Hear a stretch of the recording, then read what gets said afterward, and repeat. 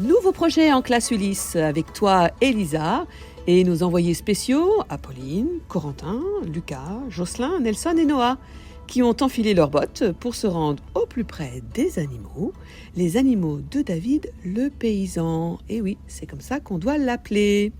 Tout à fait, et quelle belle rencontre! On va le découvrir ensemble. Nos reporters nous emmènent dans le Maine-et-Loire, dans la ferme Brin de Laine, Brin de Paille. C'est une ferme pédagogique et l'accueil y est tout de suite très chaleureux. On est accueillis par le chien et par le chat, maître des lieux, pas mal. Allez, on vous suit à la rencontre de David, qui répond aux questions de nos jeunes journalistes.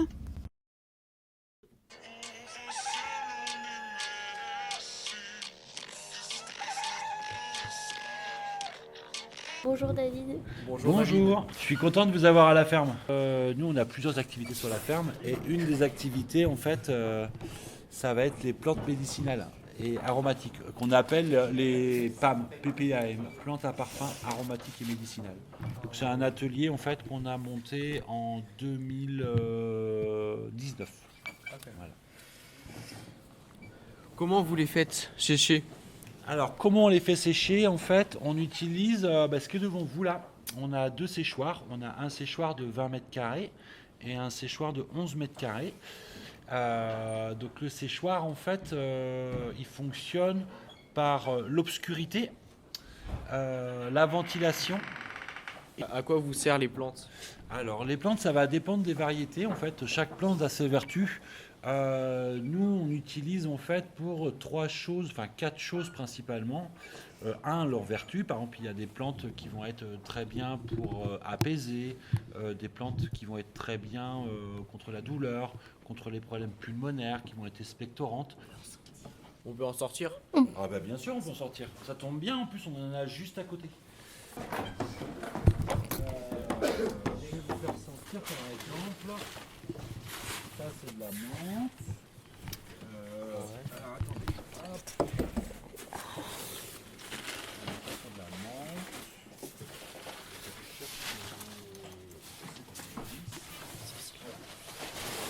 Ça, par exemple.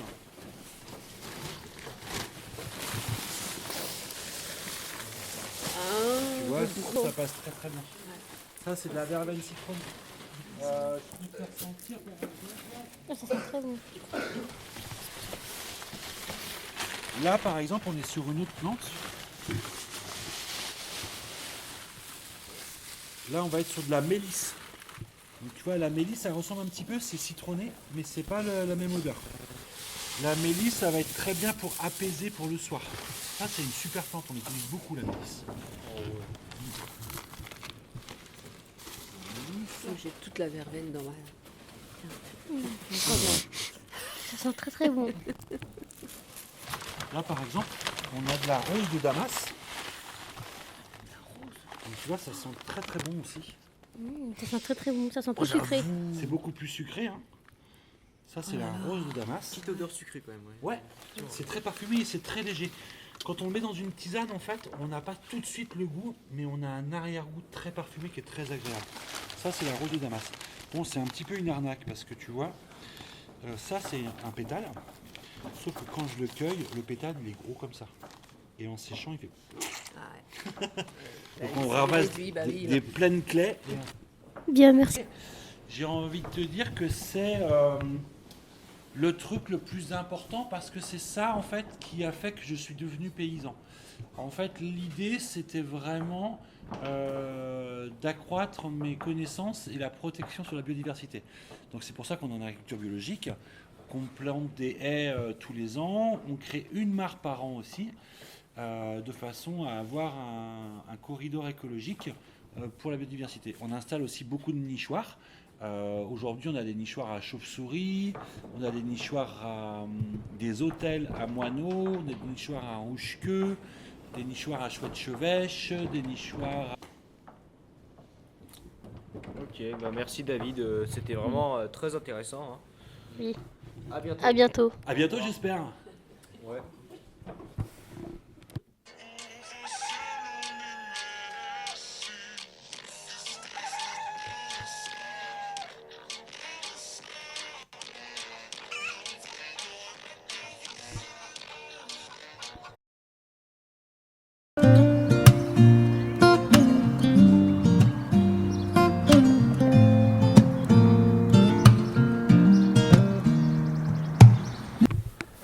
Bonjour monsieur, j'espère que vous allez bien. On se présente, je m'appelle Nelson. Et moi je m'appelle Jocelyn. On vient vous poser quelques questions à propos des alpagas et comment sont la laine des alpagas. Trop bien, je suis super content que vous veniez à la ferme pour me poser toutes ces questions. Donc moi je m'appelle David, je suis éleveur d'alpagas entre autres, mais pas que, et je suis prêt à répondre à toutes vos questions. Qu'est-ce que vous voulez savoir particulièrement ? Par exemple leur comportement, comment se comportent-ils les alpagas? Ouais.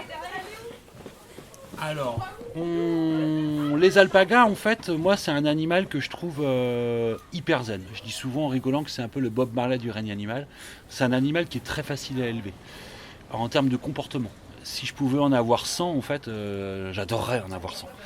Parce que c'est extrêmement facile. C'est un animal qui est très doux, qui n'est pas fuyard. C'est-à-dire que c'est pas un animal qui va avoir tendance à s'enfuir, par exemple. C'est pour ça que je peux facilement laisser passer des enfants dans le champ des alpagas, parce que je sais que, 1, ils ne risquent rien, 2, s'il y a une barrière qui est mal fermée, ils ne vont pas forcément s'enfuir. Et s'ils restent à distance des autres, et le moyen le plus facile de l'observer, c'est que vu qu'il est toujours en groupe, quand j'ai un individu qui est à l'écart, souvent je m'inquiète un petit peu. Je me dis, ah, il faut que je sois vigilant, il est tout seul, il se passe peut-être quelque chose. Mais autrement, c'est un animal qui est plutôt cool. Ouais. Ok, merci.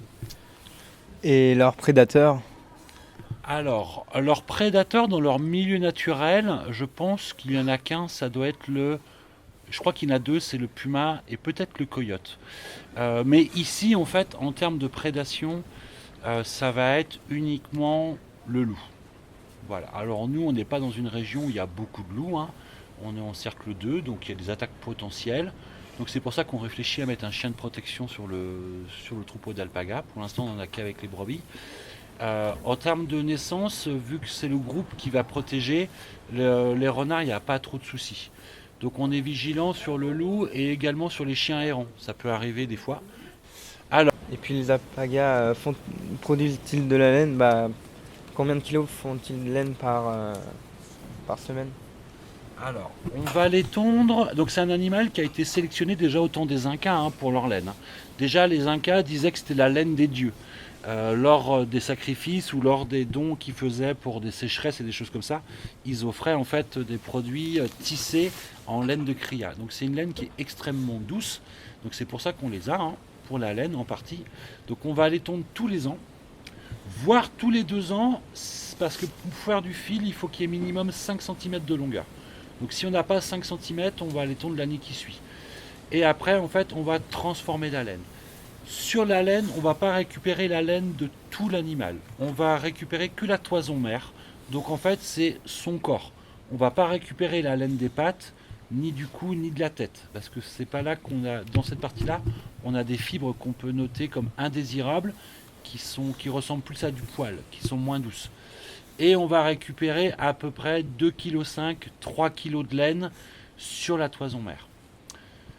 Sur ces 3 kg de laine, après ça va partir au lavage, cardage, peignage. Donc le lavage, forcément, on sait tout ce que c'est qu'on va laver la laine, donc on va enlever toutes les poussières, le soin, etc. Le cardage, c'est qu'on va séparer les fibres, et le peignage, on va remettre toutes les fibres dans le même sens, et on va obtenir une matière. Quelle race qui vous intéresse d'alpaga le plus?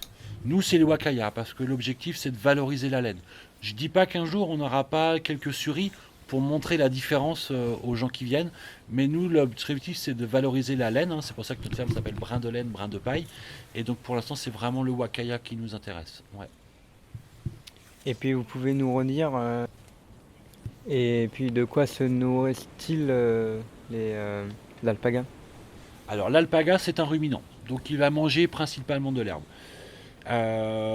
Son pays d'origine, c'est l'Amérique du Sud, l'altiplano, où il vit très haut en altitude, parce qu'il a beaucoup de globules rouges dans le sang. Du coup, il peut supporter très bien le manque d'oxygène. Donc il vit très haut en altitude, et c'est des régions où l'herbe n'est pas très grasse et très riche. Donc en fait, il lui faut absolument de la matière sèche à volonté.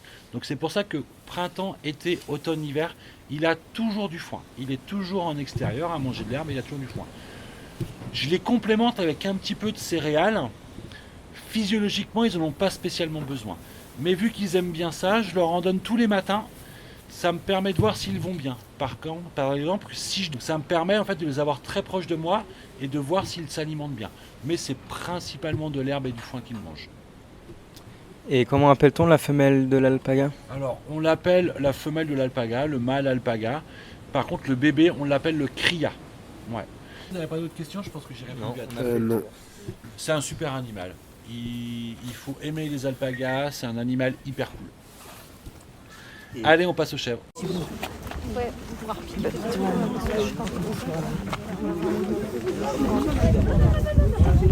Faites gaffe, ça glisse.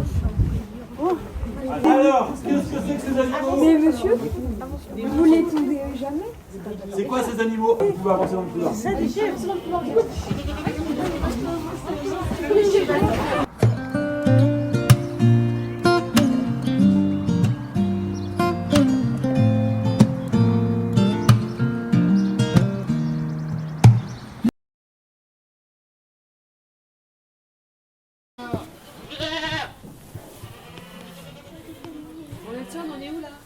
On est chez les chèvres. Chèvrerie, désolé. J'avais une question, monsieur, à vous poser. Qu'est-ce que vous avez donné aux chèvres? Alors, c'est une très bonne question. Tiens, regarde, on va pas trop marcher dans leur assiette, on va les laisser manger tranquille. En fait, les chèvres... Hop, attention à toi. Je crois que, je sais pas si je vais trouver tout dedans là. Ça, c'est des céréales qu'on produit. Attends, je vais en chercher, j'en pique le chat. On leur donne des céréales. Dans ces céréales, en fait, alors déjà, c'est des céréales qu'on produit à la ferme. En fait, on fait pas de labour. On travaille le sol. On appelle ça un métail. Un métail, c'est un mélange de céréales et de l'énergie. Et avec ça, en fait, elle a une ration complète. Et pour leur gestation? Alors, la gestation de la chèvre, c'est 5 mois, et on dit 5 mois et 5 jours. Mais 5 mois, ouais. Et elle peut avoir 1, 2 ou 3 bébés. C'est très rare, mais souvent c'est 1 ou 2. Et pour la laine, monsieur? Alors, la chèvre, du coup, notre seul revenu, c'est la laine. Elle, on les tonde 2 fois par an. Elle a une laine qui est extrêmement douce et très fine. Et en plus, elle est très légère et elle est thermorégulante. Elle est thermorégulante, ce qui permet qu'on peut la porter presque 10 mois sur 12. On peut la porter de 10 mois sur 12 parce qu'en fait, s'il fait froid, avec la laine, on est bien. Et si la température remonte, en fait, on n'a pas chaud non plus. Un pull en mohair, par exemple, on va le porter 10 mois sur 12. Alors que tu vois, un pull en alpaga, tu vas le porter vraiment quand il fait froid. Et en un an, ça vous rapporte combien de laine? Eh ben, à peu près 2,5 kg par tonte, donc 5 kg par animal, en moyenne. Parce que tu vois, un bébé, comme le chevreau qui est là-bas, il va faire 900 grammes de laine, quoi. Et pour faire un pull, ça prend combien de temps avec la laine de mouton? Alors, avec la laine des chèvres, on dit qu'il faut 1 an entre le moment où je tonds les chèvres et le moment où je récupère des chaussettes comme celle-ci. Parce que je vais tondre la laine, je vais emmener ma laine au groupement, après elle va partir au lavage, cardage, peignage. Après, elle va aller dans une autre entreprise qui va faire le fil. Une fois que le fil est fait, ça va aller encore dans une autre entreprise où on va faire les teintures. Là, ça va être un Malièvre en Vendée. Une fois que les teintures sont faites, il va falloir que ça parte soit à la mise en pelote, pour que je puisse vendre des pelotes de laine, ou soit à l'atelier qui va nous tricoter des produits. Et tout ça réuni, on arrondit à peu près à 1 an. Et puis, vous sortez les chèvres par semaine, et combien de temps? Il y a 2 périodes. À partir du mois d'avril, en fait, j'ouvre la chèvrerie et elles vont au pâturage, mais je les rentre tous les soirs. Et à partir de octobre-novembre, ça dépend un petit peu de la météo. Là, c'était au mois de novembre. Quand je vois que ça commence à se dégrader, que ça commence à être humide, je les rentre en bâtiment et après, elles ressortiront qu'au mois d'avril. C'est pour ça que je suis obligé de faire des céréales, pour les complémenter l'hiver. Et puis vous avez combien de chèvres? On a 74 chèvres angora. Et l'objectif, c'est d'être à 80. Ouais. Et pourquoi à 80? Alors pourquoi 80? 80, ça correspond à mon avis à peu près au volume de laine qu'on peut vendre dans une année. Et c'est le maximum que je puisse mettre dans ce bâtiment pour qu'elle soit bien. Donc au-delà de 80, il faudrait que j'agrandisse le bâtiment et donc ça me ferait des investissements en plus que j'ai pas envie de faire. Et puis à quoi servent leurs étiquettes implantées dans les oreilles? Ouais. Alors quand on est un élevage, on est obligé, on appelle ça l'identification, on est obligé d'identifier les animaux. Les alpagas, par exemple, tout à l'heure vous n'avez pas vu de boucle d'oreille. Eux, ils ont une puce qui est fixée à l'intérieur de l'oreille gauche. Les chèvres, en fait, on leur met des types tags, on appelle ça, des boucles. Elles sont obligées à partir de l'âge d'un an d'en avoir 2. Et sur ces boucles, en fait, on va trouver 3 informations. La première information, ça va être FR, parce qu'elles sont nées en France. Ensuite, elles vont avoir leur numéro d'élevage. Donc le numéro d'élevage, c'est le numéro de référencement de la ferme. Donc nous, c'est 362 060. Donc c'est FR 362 060. Et après, en gros, elles ont leur numéro. Souvent qui commence par l'année de naissance. Par exemple, ça va être 25 000 en 2025. Et après, elles ont un numéro qui leur est propre. Et avec cette boucle, en fait, on connaît toute l'identification de l'animal. Et puis on en a fini avec les questions. On vous remercie beaucoup pour nous avoir accueillis et poser quelques questions. Eh ben, c'est moi qui vous remercie. Je suis très content que vous ayez cette curiosité et cette initiative de rencontrer directement les éleveurs. Je trouve ça super. Je trouve ça génial. Je suis juste déçu que ce soit pas filmé parce que j'ai fait un effort, je me suis taillé la barbe et tout, mais c'est pas grave. Merci.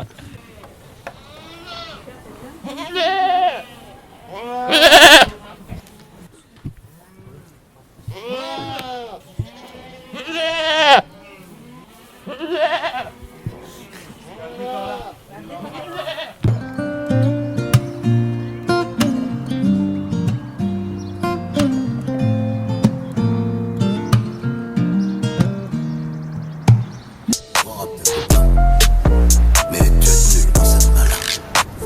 Alors tenant comme ça, je disais ta mère, ce qu'un malin ce sera le mien. Bonjour David, du coup on va vous poser quelques questions. Vous gagnez bien votre vie ou pas? Alors, d'entrée de jeu comme ça, là, on parle argent. Et je gagne bien ma vie. Ben ouais, en fait, je gagne bien ma vie parce que j'aime ma vie. Et c'est la première chose auquel il faut penser. Je gagne le droit d'avoir une vie qui me plaît. Ça, c'est cool. Après, si c'est purement financier, on reste sur des revenus agricoles. Si on veut gagner beaucoup d'argent et être riche, il faut pas être paysan. Ça, c'est sûr. Mais une fois qu'on a dit ça, je pense qu'on a tout dit parce que, en fait, moi, c'est pas forcément quelque chose que je recherchais. Je savais que quand devenant paysan, j'allais pas pouvoir m'acheter une Porsche parce que ça m'intéresse pas d'acheter une Porsche. Moi, ce qui m'intéressait, en fait, surtout, c'était vraiment le cadre de vie et 2 aussi la richesse des rencontres et la vie avec les animaux, la vie en extérieur. Et la contemplation de l'environnement, de la nature, et de vivre au rythme en fait des saisons et des animaux. Ça pour moi c'est une vraie richesse, et en ça j'ai vraiment l'intérêt de gagner ma vie d'un point de vue émotionnel et d'un point de vue au quotidien. J'adore ce que je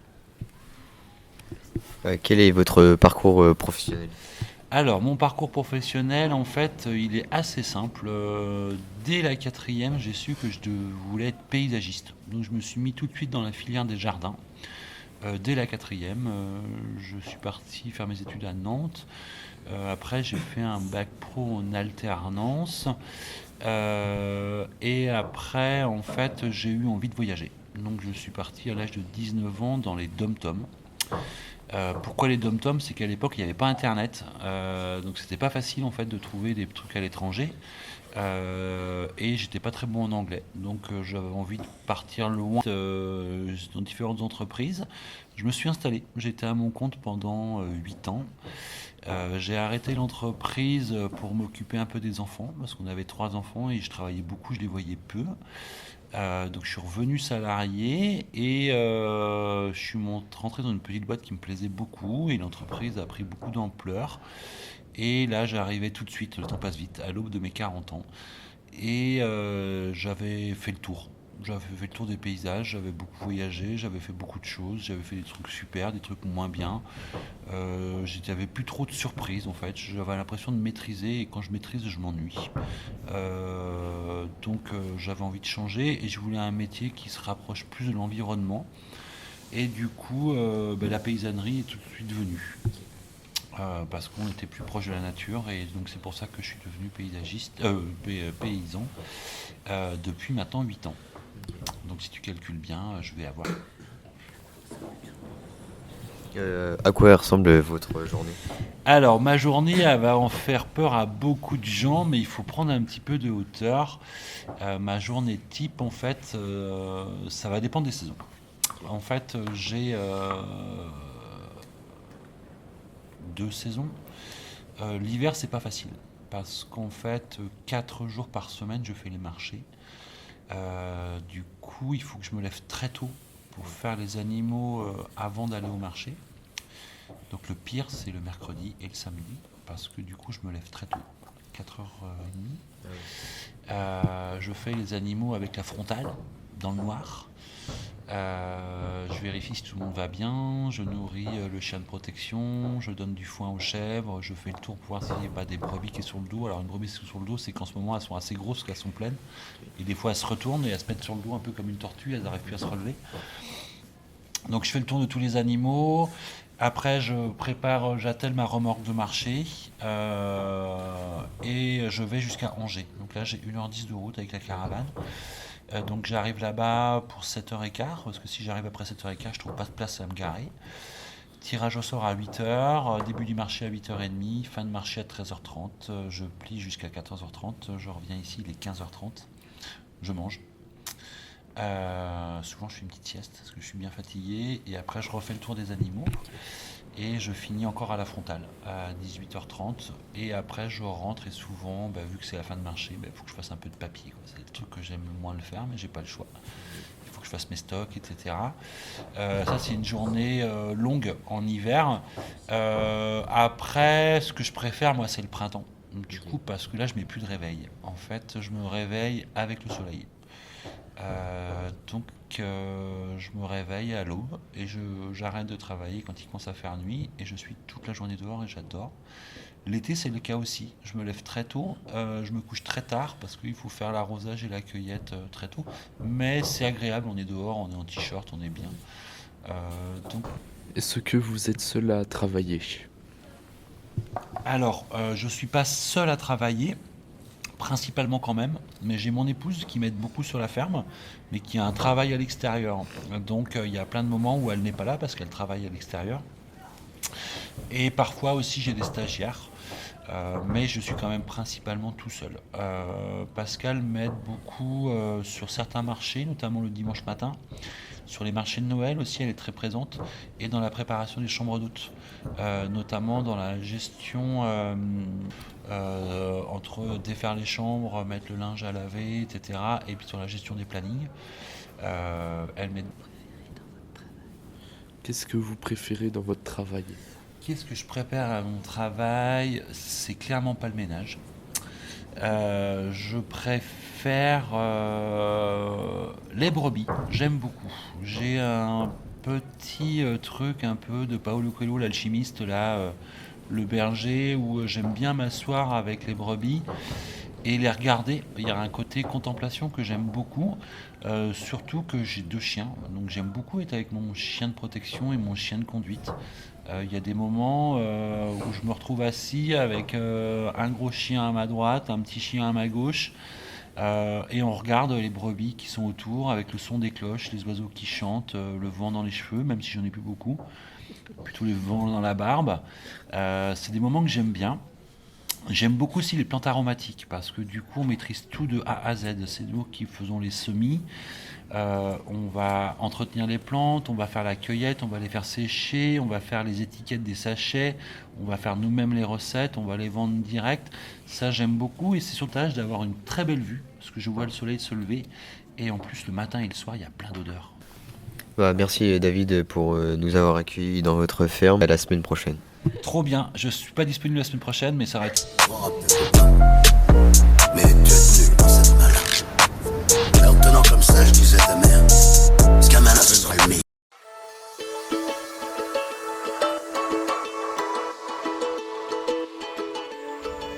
Oh, eh bien, très très beau reportage. Merci à la classe Ulysse, reporter d'un jour, pour leur investissement et ce partage. Et si vous voulez rencontrer David, rendez-vous sur les marchés de Clisson le vendredi matin et celui de Valette le dimanche matin. À très bientôt!